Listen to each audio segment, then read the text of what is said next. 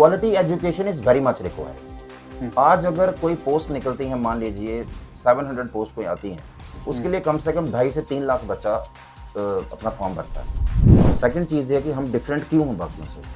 हम डिफरेंट इसीलिए हैं ताकि एक स्टूडेंट जब दूसरे स्टूडेंट को रेफर करता है कि आप जाकर अड्डा 247 में ही पढ़िए, वहाँ की फैकल्टी बहुत अच्छी है। आज कल रात मुझे कोई डाउट था, जाते पहले मेरा डाउट क्लियर कराया गया, उसके बाद मुझे आगे पढ़ाया गया। कि हमेशा पॉजिटिव एटीट्यूड बहुत ज़रूरी है। आपका पॉजिटिव एटीट्यूड बहुत ज़रूरी है। और आपका एटीट्यूड पॉजिटिव कैसे होता है? वो होता है विद योर सराउंडिंग्स।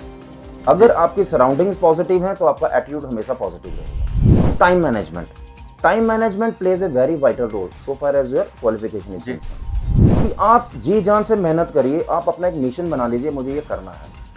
क्या नहीं होता लाइफ में, हर कुछ होता है। आज अगर यूपीएससी 800 पोस्ट निकालती है तो उसमें ऐसा भी है जो जिसका फर्स्ट रैंक है, ऐसा भी है जिसका 8th रैंक है।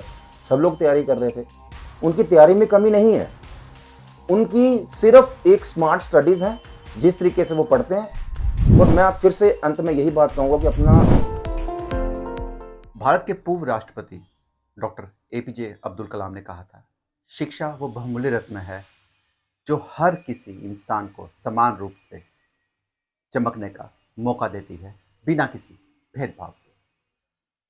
नमस्कार, आदाब, मैं हूं विकास और आप देख रहे हैं यू लर्न इंडिया। हमारा ये चैनल जो है उसका एक मेन जो प्लेटफॉर्म है, इसका मकसद है कि हम लोगों में एजुकेशन को लेकर लोगों को इस बारे में बताएं, लोगों को एजुकेट करें कि किस तरह से चीज़ें जो है अब समय के साथ चेंज हो रही हैं, किस तरह से लोगों को नई चीज़ों को अपनाना है, कौन सी पहली चीज़ें हैं जो आज भी कामयाब है, हमें किस तरह से बच्चों को, उन बच्चों को जिनको अपना भविष्य समझने में, उसके बारे में सोचने में समय लगता है, उनको एक दिशा दे। और खासकर उन पेरेंट्स को भी जो अपने बच्चों के भविष्य के लिए पूरी उम्र सोचते रहते हैं, यही सोचते हैं कि हम अपने बच्चों का भविष्य कैसे अच्छा बना सकें। इन चीज़ों को सोचते हुए हमने एक नया ये अध्याय शुरू किया है, एक नया प्लेटफॉर्म शुरू किया है और उम्मीद करते हैं कि हम अपने इस सोच में कामयाब रहें। और आज का जो एपिसोड है हम शुरू कर रहे हैं बच्चों के एजुकेशन को लेकर कि लगातार पिछले अगर हम 15-20 साल की बात करें तो टेक्नोलॉजी जिस तरह से चेंज हुई है, जिस तरह से हर फील्ड की बात करें, ट्रांसफॉर्मेशन बहुत स्पीड से हुई है, उसको लेके कहीं कहीं पर लोगों को उसके साथ चलना मुश्किल हो रहा है। इसी में प्लेटफॉर्म्स में बात करते हो, एजुकेशन कैसा प्लेटफॉर्म है कि उसमें भी पिछले 2 दशक की बात करें तो बहुत ज़्यादा चेंजेस हुई है। जो चीज़ें आज से 20 साल पहले एक बच्चा या उसके पेरेंट्स सोचते थे बच्चों के भविष्य के लिए, आज उसमें बिल्कुल पूरी तरह से सोच जो है बदल गई है। और इसी को लेकर आज हम बात करेंगे मिस्टर राहुल सोनी से, जो डायरेक्टर हैं अड्डा 247 के। राहुल जी, आपका बहुत बहुत स्वागत है हमारे चैनल में। शुक्रिया जी। राहुल जी, हम इससे पहले शुरू करें बात की बच्चों के भविष्य को लेकर किस तरह से एजुकेशन की में चेंजेस आई हैं। पहले मैं जानना चाहूँगा, अपने दर्शकों को आप भी बता दें कि आप एजुकेशन से कब से जुड़े हैं और आपका कैसे पिछले इतने सालों से इसके साथ तालमेल रहा है। देखिए विकास जी, ऐसा है कि मुझे इस फील्ड में हो गए हैं 25 ईयर्स। ठीक है, बड़ा ट्रांसफॉर्मेशन देखा मैंने अपनी इस लाइफ में। एक चैलेंज भी था कि एजुकेशन को कैसे प्रमोट किया जाए। आज सबसे अच्छी बात तो ये है कि सोशल मीडिया ने काफ़ी चीज़ें टेक ओवर कर ली हैं। एक टाइम था जब हम क्लास में जाते थे तो हम देखते थे कि हमारी वहाँ वाइट बोर्ड होता था, और आज इलेक्ट्रॉनिक बोर्ड्स आ चुके हैं। ठीक है, तो मतलब कहने का ये है कि स्टूडेंट आज की डेट में इतना अवेयर है, आज वो पहले वाला टाइम बिल्कुल नहीं रहा। आज अगर हम देखिए, मैं बीइंग एन एजुकेशनिस्ट आपसे एक बात करूँगा कि बड़े सारे कोचिंग सेंटर हैं, जब मैं अपने भी यहाँ बात करता हूँ कि टीचर गलत क्लास में पढ़ा ही नहीं सकता, क्योंकि बच्चा बहुत अवेयर है इन चीज़ों को लेके। बच्चा मतलब उसको पता है, वो घर जाके चेक कर लेता 2 मिनट में कि क्या है, किस तरीके से अच्छा पढ़ाया या गलत पढ़ाया। आपको कितने साल का एक्सपीरियंस हो गया? मुझे इस फील्ड में 26 साल हो गए हैं जी। 25 टू 26 ईयर्स। बच्चों के साथ लगातार जुड़े हुए हैं। बिल्कुल जी। मेरा राहुल जी पहला क्वेश्चन आपसे ये रहेगा कि जिस तरह से मैं भी बात कर रहा था, शुरुआत मैंने की कि पिछले 2 दशक की या 1 दशक की बात करें, ट्रांसफॉर्मेशन बहुत ज़्यादा हुई है एजुकेशन फील्ड में, बहुत बहुत ज़्यादा हुई है। इसको आप किस तरह से देखते हैं? क्या आपको लगता है कि जो ट्रांसफॉर्मेशन इतनी जल्दी हुई, इतनी जल्दी से बदलाव हुए हैं, ये सही हुए हैं? देखिए, बड़ी सारी चीज़ें होती हैं। आप देखिए कि जो चीज़ जल्दी होती है वो ज़्यादा देर तक टिकती नहीं है। ठीक है, अगर हम कोई चीज़ पढ़ाते भी हैं बच्चों को, हम जल्दी पढ़ा देंगे तो वो भी क्या होगा कि वो भी कोर्स आधा रह जाता है। ट्रांसफॉर्मेशन चीज़ अच्छी भी है, लेकिन इसके डिसएडवांटेजेस भी बहुत ज़्यादा होते हैं। और जिस तरह से अभी अगर हम बात करें आजकल की जो ट्रांसफॉर्मेशन जिसकी हम बात कर रहे हैं, इसमें सोशल मीडिया ने एक बहुत बड़ा रोल प्ले कर दिया है। आजकल बच्चों को देखें आप, कोई किसी भी फील्ड का एजुकेशन हो, मैं सिर्फ पढ़ाई की बात नहीं करूंगा, कोई भी स्पोर्ट्स कुछ भी देखें, लोग यूट्यूब, फेसबुक, जितने भी हमारे सोशल प्लेटफॉर्म है उस पर ज्यादा केंद्रित हैं, उसकी तरफ ज्यादा उनका ध्यान है। आपको लगता है कि सोशल मीडिया प्लेटफॉर्म भी एक वैसा ही रोल निभा रहे हैं जैसे एक टीचर या एक एजुकेशन निभाता है? देखिए, पहले तो मैं आपको एक चीज़ के लिए अवेयर कर देता हूँ कि सोशल मीडिया जो है, वो एक ऐसा सोर्स है, एक इन्फॉर्मेशन सोर्स है वो।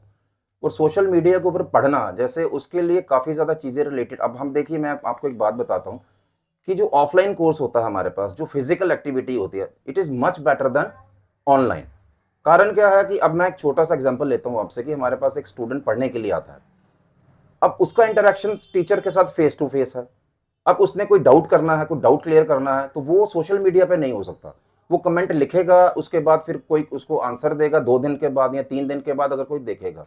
लेकिन डाउट क्लियरिंग सेशंस जो होते हैं, that is most important part, और मुझे लगता है कि ऑफलाइन जो है, जो फिजिकल एक्टिविटी है, that is much better than. जिस तरह से लगातार सोशल मीडिया का एक प्रभाव पड़ रहा है बच्चों पर, क्या क्या चेंजेस है जो टीचर्स को, फिजिकल हम एजुकेशन की बात करें, जैसे इंस्टीट्यूट्स की बात कर रहे हैं या ट्यूशंस, प्राइवेट ट्यूशंस की बात करें, क्या क्या चेंजेस है, किस किस तरह के चैलेंजेस आ रहे हैं, और क्या टेक्निक्स हैं जो एक टीचर को सोशल मीडिया प्लेटफॉर्म से अलग रखती है, जबकि क्योंकि बच्चों को, जो आपको लगता है कि जितना जरूरी सोशल मीडिया प्लेटफॉर्म है उतना ही जरूरी आपको फिजिकली पढ़ना भी बहुत जरूरी है, किसी इंस्टीट्यूट में जाकर या ट्यूशन में जाकर? देखिए, मैं एक बात बताता हूँ आपको कि आजकल काफ़ी सारे यूट्यूब चैनल्स हैं, आपने देखे होंगे। तो अगर हम मान लीजिए, अभी मैं एजुकेशन से थोड़ा हट के बात करूँ, तो अगर हम कोई सॉन्ग ही अगर यूट्यूब पे सर्च करते हैं, जी। तो उसके नीचे 10-12 लिंक खुल जाते हैं। ठीक है? ओरिजिनल जो चीज़ होती है, वो अगर बच्चा उस ट्रैक पे पहुँच जाता है, तो ठीक है, उसका ट्रैक सही है। लेकिन आपने देखा होगा 15-20 नीचे ट्रैक्स खुल जाते हैं, अगर बच्चा कहीं गलत लिंक पे चला जाता है, तो उसका वो पूरा बेस ही गलत हो जाता है। तो फिजिकल एक्टिविटी में ऐसा नहीं होता कि 1 टू 1 पूरा इंटरेक्शन है, दैट इज़, आई थिंक कि वो जो है, वो चीज़ ज़्यादा बेटर है।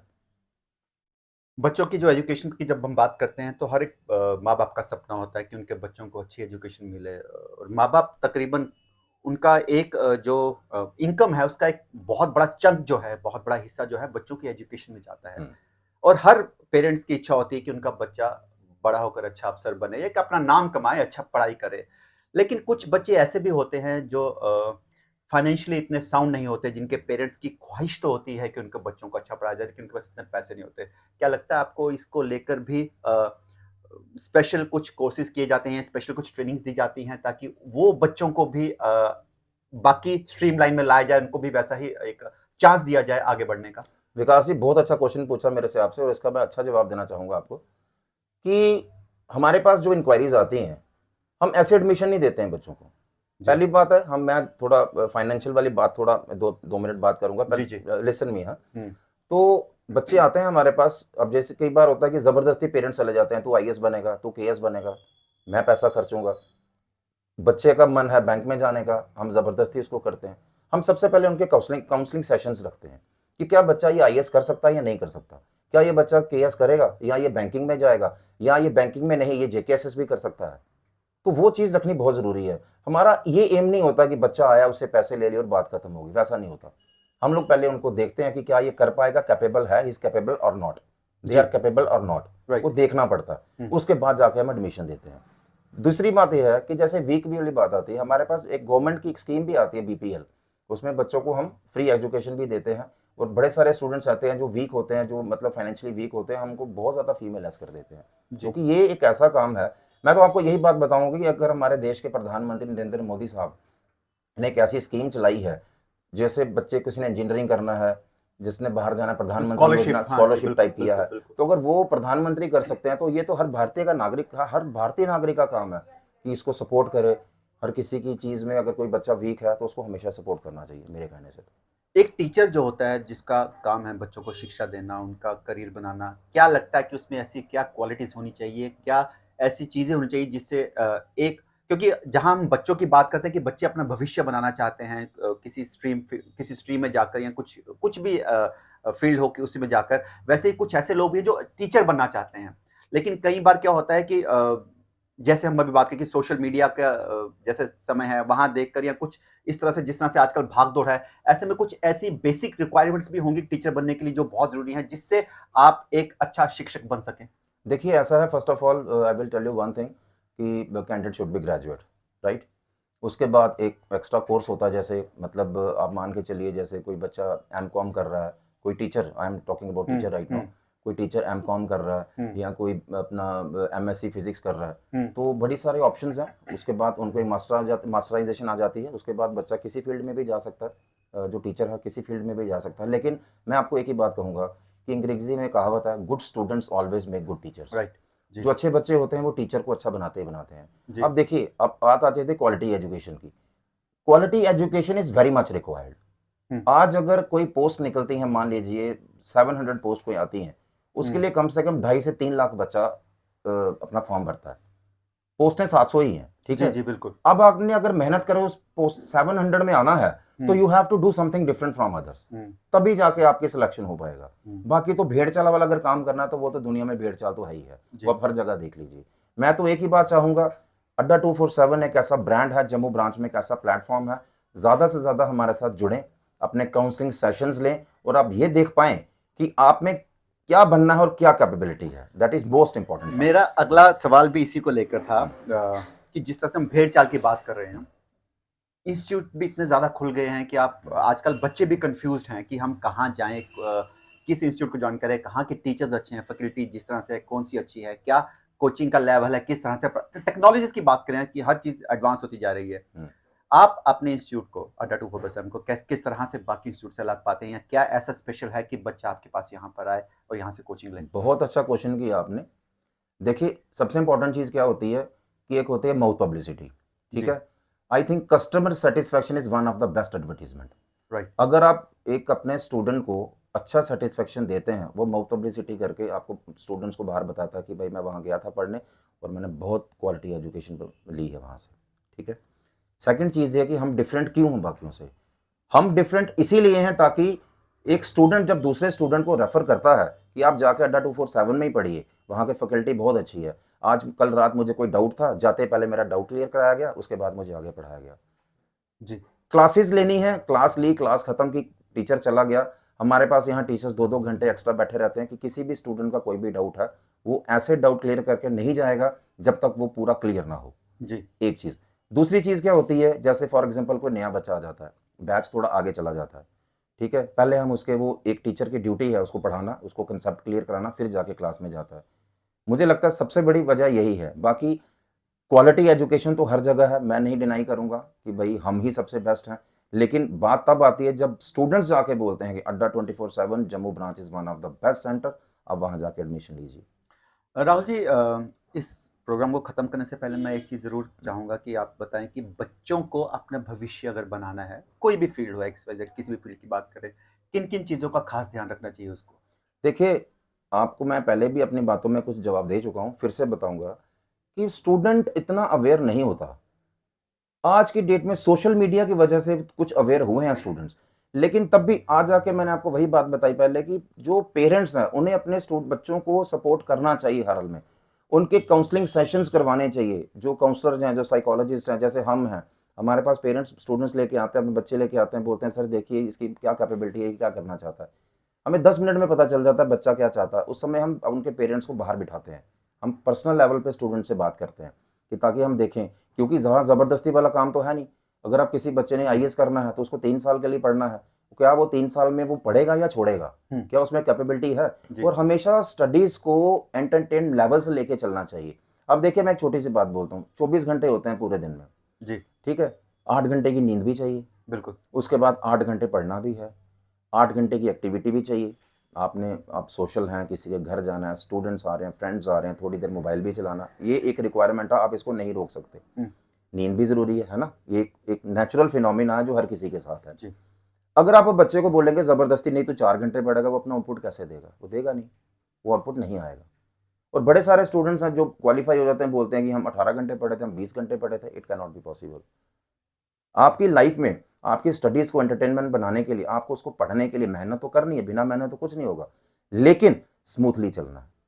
इसी यही सेशंस होते हैं जो हम स्टूडेंट्स के लेते हैं, स्पेशली बोलते हैं हमें आके कांटेक्ट कीजिए, हमसे मिलिए, that will be free of cost, we charge nothing. आप आइए, हमसे मिलिए और देखिए कि आपने अपने कैरियर को कहाँ शेप देनी है।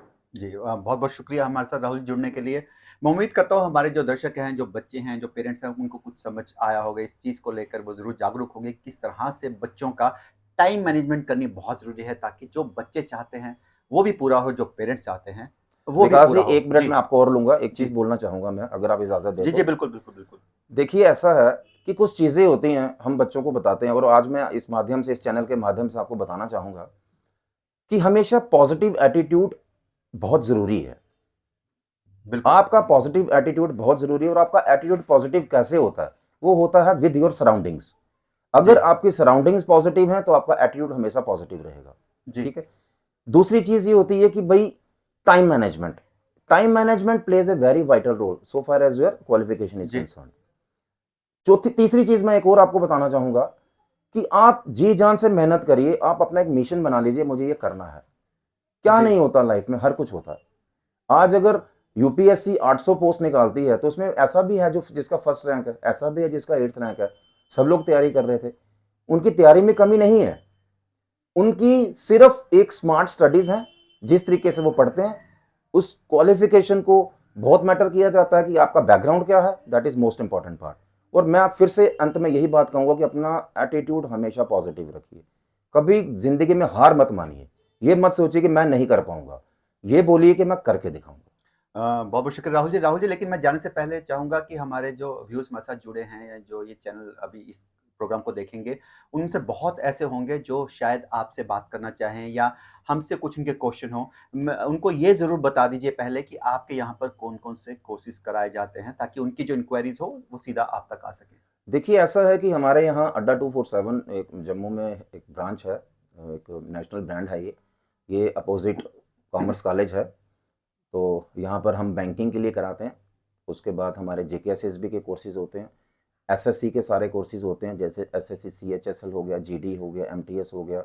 और जेकेएसएसबी में जैसे पटवारी के लिए पढ़ाते हैं हम लोग, नायब तहसीलदार के लिए पढ़ाते हैं, सब इंस्पेक्टर के लिए पढ़ाते हैं, फॉरेस्टर के लिए पढ़ाते हैं, फा के लिए पढ़ाते हैं। बड़े सारे कोर्सेज़ जो एसएसबी पढ़ा मतलब करती है, उसको सारे कोर्सेज़ हमारे पास अवेलेबल हैं। लास्ट में आपको फिर से एक बात यही बोलूँगा कि आप लोग अपना, आपका जो अंदर अपना ज़मीर है उससे बात कीजिए कि मैंने ये चीज़ करनी है तो करके दिखानी है। ये चीज़ मैंने 4 बार बोली है आपको, और यही चीज़ आपका अंदर का इंसान जगाएगी, तभी आप ये चीज़ कर पाओगे। याद रखिए मेरी बात। जी, बहुत-बहुत शुक्रिया। तो जो भी हमारे दर्शक देख रहे हैं, अगर वो चाहते हैं इनसे मिलना, इनसे किसी तरह की भी राय लेना, काउंसलिंग करवाना, अपनी यहाँ पर किस कोर्स में एडमिशन ली जाए, किस तरह से अपने फ्यूचर को आगे बढ़ाया जाए, वो इनसे मिल सकते हैं, या आप हमें कमेंट करके हमारे माध्यम से भी चाहेंगे तो हम इनसे कुछ पूछें, हम ज़रूर पूछेंगे। समय बदल रहा है, बहुत तेज़ी से बदल रहा है। जैसे मैंने शुरुआत की थी, तख्ती से लेकर टैब का समय आ चुका है। एक खुले मैदान से हम बंद कमरे में आके बैठ चुके हैं।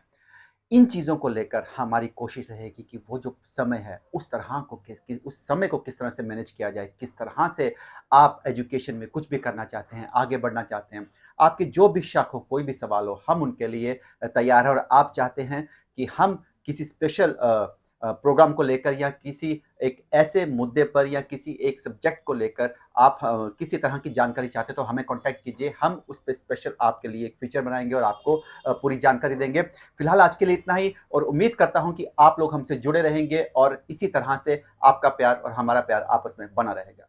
धन्यवाद।